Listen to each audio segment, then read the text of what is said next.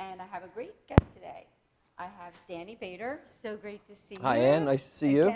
Yeah, thanks for having me on. Thank you. Sure. Danny is a writer. He is a motivational speaker, and he's also a man of faith, and I've gotten to know that just from the conversations that we've had. Yes. I know you have quite a story, and I know that on a specific date and time that your life was changed. And Yes. I know that that date was July 28th, 1992. Yes. So take us on that journey. I know there's so much there. Yeah, so July 28th, 92, I had graduated college and had a job, a sales job. And, as you're young and you struggle, it wasn't working out. So I was doing some bartending and working in construction. And we were cleaning up at the end of the day. I was working for two brothers, great guys. And the one brother, Bruce, and I were cleaning up, and we were lowering a ladder.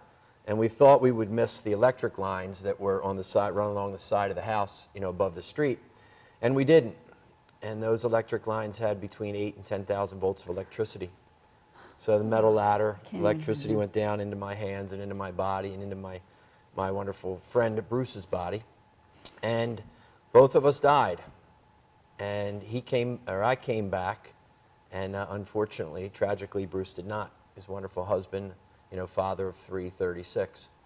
So I had a very interesting experience when the electricity hit me. I had an absolute calm. And as you and I have talked about, I am a man of faith, and I believe that there is something beyond this life. I always believed it, and now I know it. So I saw the other brother coming down off the roof, and I was yelling to him, not in a state of panic, but I was just yelling to him, Stu, get Bruce, get Bruce. And then my spirit, my soul, my essence, often people, if you're a Star Wars fan, maybe it's your force, Yoda would say, the force, whatever. It left my physical body. There's no question. And the divine energy that's in all of us left and was joined with the source of that I believe to be God. And it was the most beautiful experience I ever had. It was not of this world. So as I wrote the first book, Back from Heaven's Front Porch, it was very difficult to describe what had happened to me in human language because it wasn't a human event. It wasn't of this world. And I was communicating with God, and I expressed concern because I knew I had, the proverbial choice you hear about when people die. They say I had a choice to go back or stay. Oh, yes. It happened. And I expressed concern for my girlfriend at the time, who's my wife now, and my mom. I have 6 brothers and a sister, big family, wonderful, loving mom and dad. And as soon as I did, I was back in my body. And I crawled over and helped with CPR, on Bruce and Stu. Wow. And then I was moved away from the scene, and the paramedics came. And then it kind of just unfolded, and Stu came to me and said, what happened? I said, I guess we hit the wire. He said, I know, I heard it. I said, I know, I saw you coming down. I was yelling to you. He looked at me, and he said, you didn't say anything. He said, I came to you first, did CPR, your eyes are rolled back, foam. You were dead. I tried CPR, it didn't work. I gave you up for dead. Ran and called 911 past you. And so, people would say, well, how long were you dead? And I would say, I don't know, I wasn't here. But, Stu had estimated, it's probably 8 minutes. Wow. 8 minutes or whatever, where he said you were dead. And look at him now. And I know. It's amazing. Yeah. That you not only did you make it through physically, but I know that you took that event in your life and you've gone forward with a mission. Right. And it started with, now repeat the name of the book, it's Back from Heaven's Front Porch. This is available on Amazon. Yep. And I think it's even on an audiobook too, is it? Yes, we have. I did do that in my own voice. That was interesting. Okay. I started out sounding like Shakespeare, I think, because I was so focused on speaking eloquently. And then at the end, I sounded like Rocky Balboa from Philly. And so you will or will not enjoy it, but it's there on But you can listen in the car. That's sure, the kind of thing. Sure. But it's a great book. I mean, at the you. front of the book says, at 3:55 p.m. on July 28th, I believe there was a heaven. At 4:15 p.m., I knew. Yeah. So, I mean, that was your experience. I know you talked about, you said that there were holes, I think, in your wrists or something. Yeah, I had holes in my my hands because, I was kind of guiding the ladder back.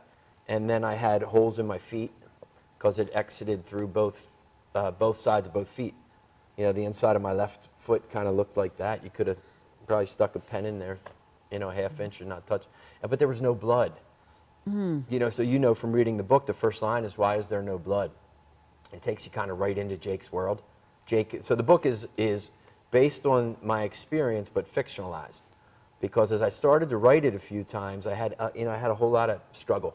You know, my friend died, so I had a hard time writing it in reality. And then once I started to make up characters, and Jake is based on Danny, the story flowed a whole lot easier. But yeah, no blood because everything was cauterized. You know, the electricity burned all the blood vessels.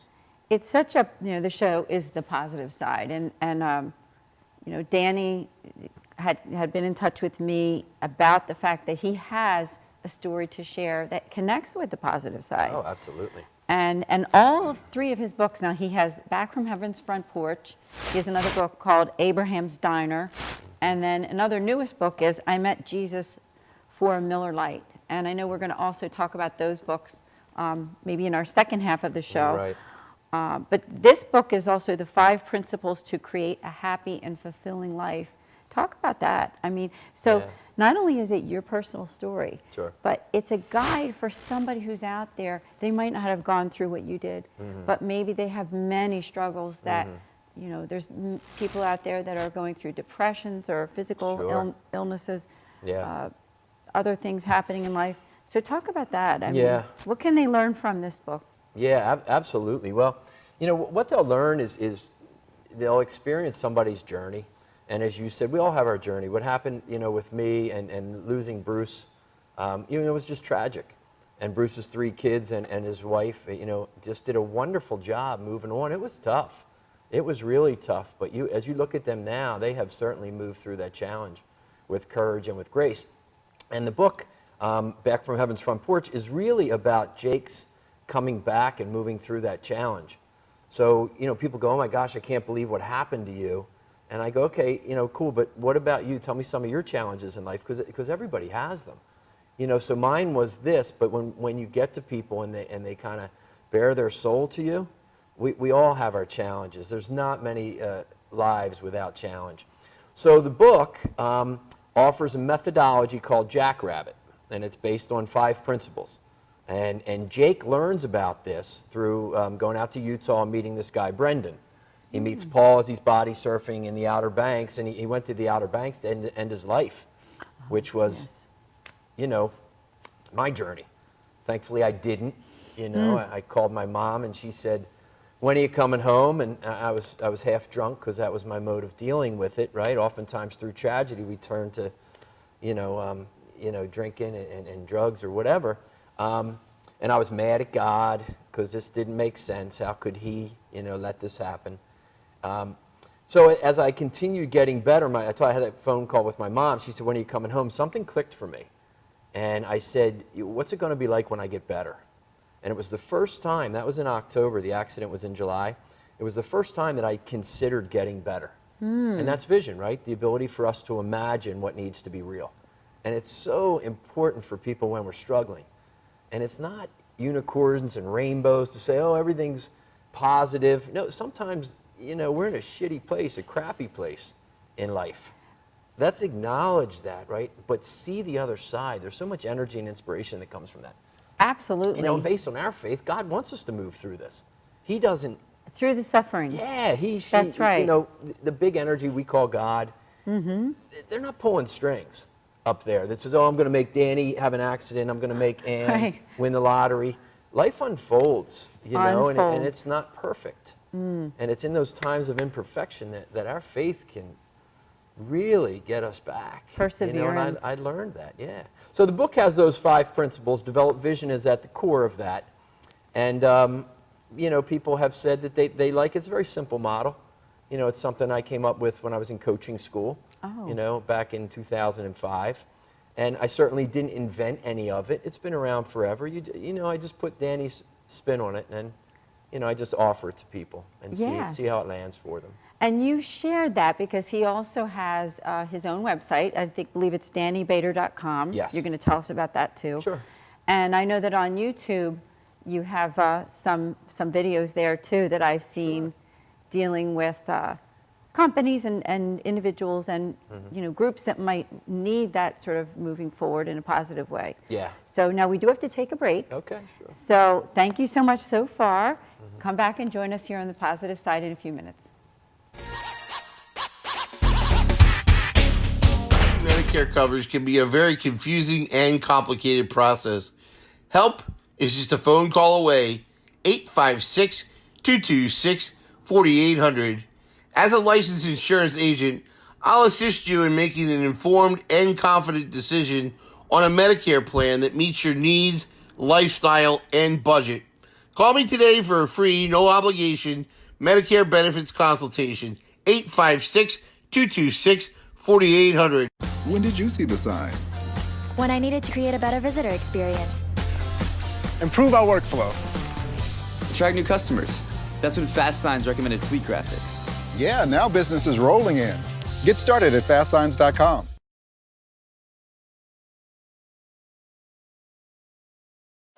What do I want to be when I grow up? Maybe a musician? A veterinarian? Maybe an equestrian? A mommy?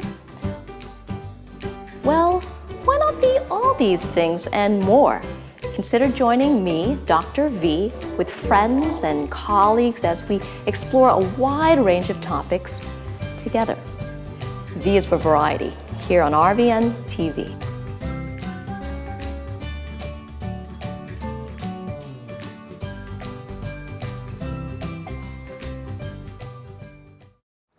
There you go, Richard. Oh! Is that too hard for you? No. Is it too hard for you? Woo! We're playing catch now. Oh, shit.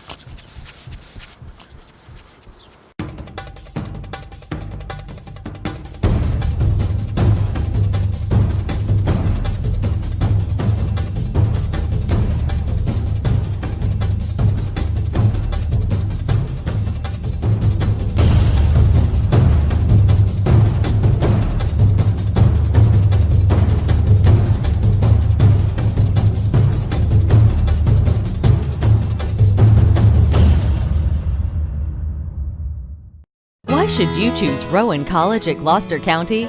Low cost. The #1 nursing program in all of New Jersey. More than 70 programs of study, including selective admissions. With record enrollment. A premier partnership with Rowan University. Transfer options with numerous universities. 4-year degree options on our campus. Rowan College at Gloucester County. Now you're thinking.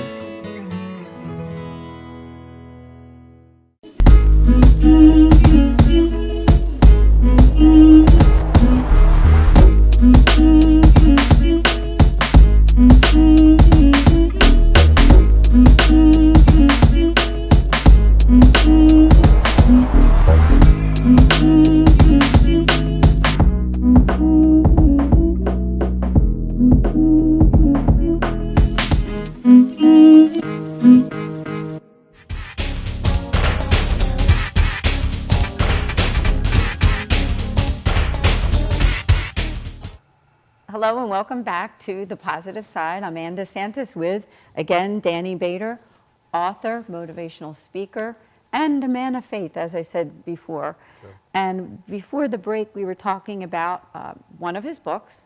The book was called Back from Heaven's Front Porch, and it's his own story of what he went through when he did, in fact, you lost your life, but God brought you back. Yes. And I know we were talking about that before. And we have 2 more books to talk about, too.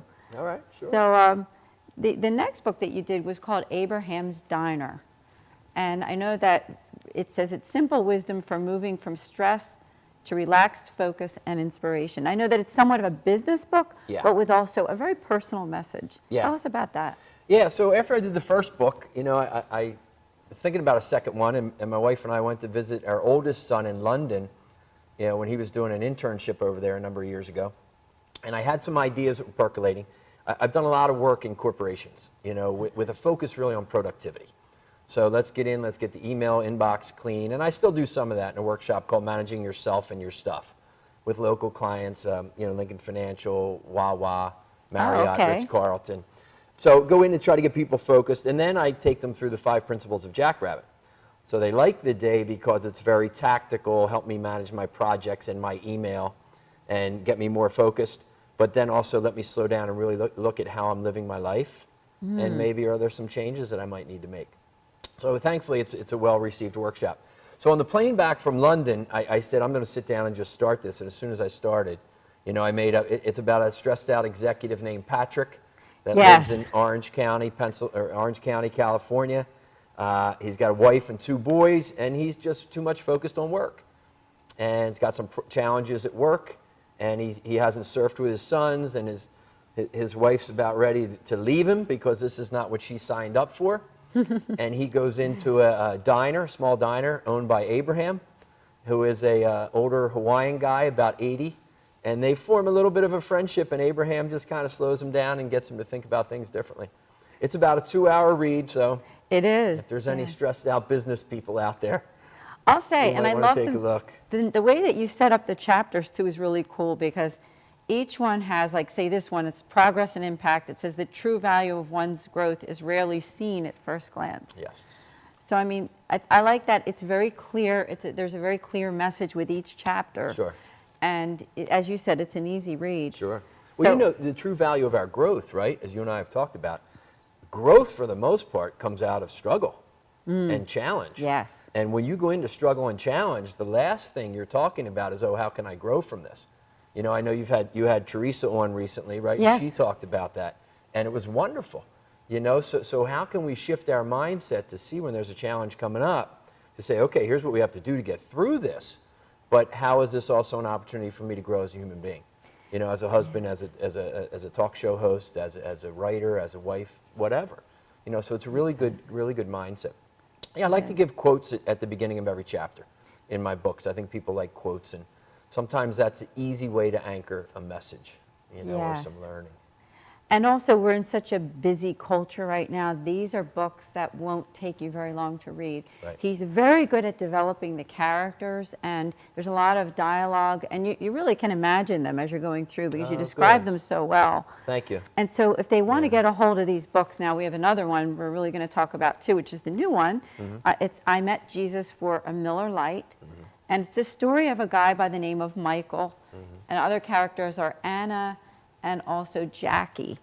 Tell us about that book, and what was it like to write it? Yeah, well, thank you, and I'm glad you enjoy them, and I got to give a shout out to my editor, Sue, because she really helps me bring it to a story, right? A lot of times I'm there, and the hardest thing for a writer is when your editor says, oh, we got to take these pages out, and you're going, wait, they're brilliant, and she's like, not really. So you have to look and move through. So, one of the principles of Jackrabbit is to seek support, and I certainly do that with her.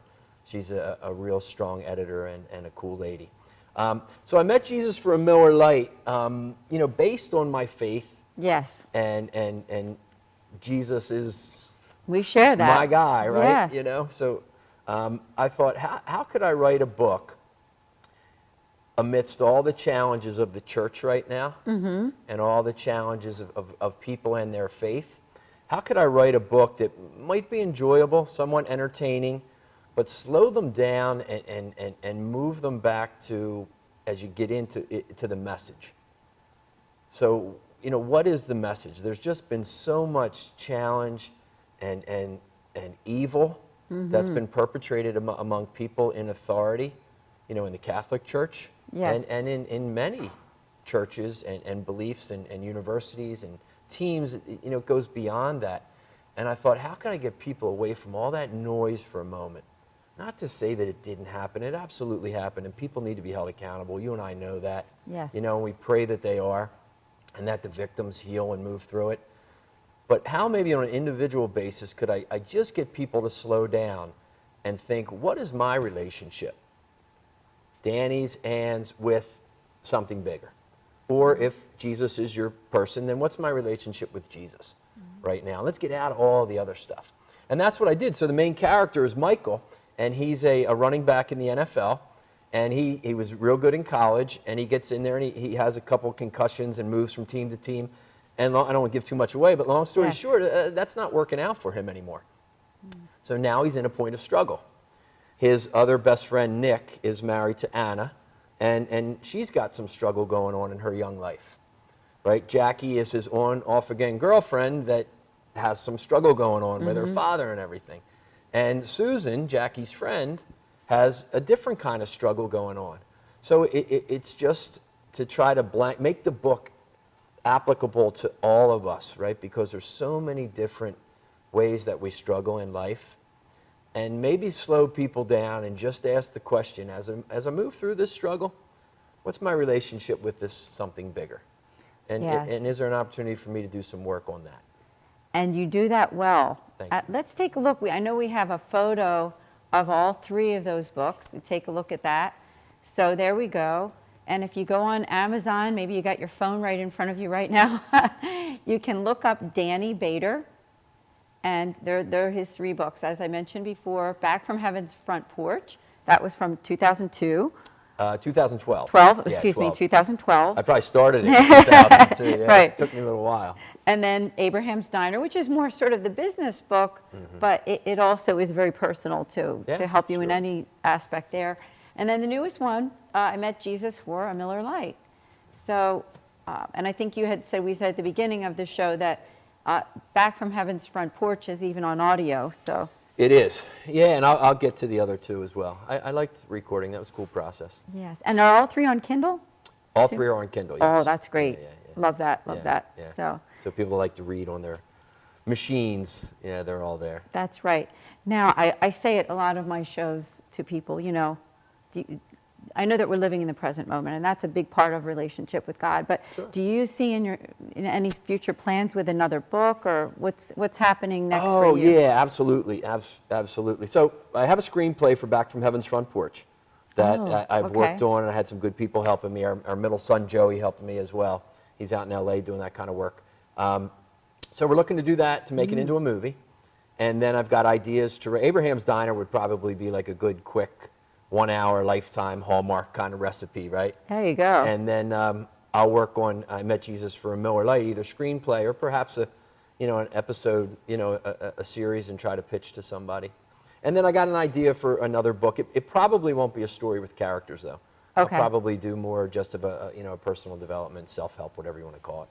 I mean, some people are so turned off by that term, but a book to really slow people down and kind of see where they might have an opportunity to grow stronger for themselves, Awesome. So, yeah. He's got such a life to emulate, and the positive side. So I can't believe it. This show's going to be over in a couple minutes. If there's anything else, I know that we might want to share again, your website, or if you're on social media, you can tell them how to get in touch with you. Sure. Yeah, thanks. So I have a website, DannyBader.com, and then I've got the YouTube channel, Danny Bader, where there's, as you said, some formal videos of my work, and then every now and again, just some ramblings. If I'm down at the beach and something moves me, I'll grab my phone. So you may take a look, if the way that I show up and the message that I offer you resonates, you can kind of take a peek at some of those, and then a Facebook page as well. But, certainly if you want to get in touch, about any of the corporate work or anything at all, if I may be able to support you, I'd be happy to. If you know somebody that's struggling and you think that book may, be a nice gift for them, I'd be happy to sign it and send it, no charge, just, try to support that person on their journey. Yes, and I know that too, because he very kindly did that for me, gave me all 3 books and signed them and sent them to me. So thank you for that. You're welcome. My pleasure. Thank you. Come back again. I would Maybe love next time to. we'll talk about your other endeavors if you do this movie or show. So that sounds great. Yes. Thank you very much. Thank you, Danny. My For the pleasure. positive side, once again, I'm Ann DeSantis with Danny Bader. Have a great day.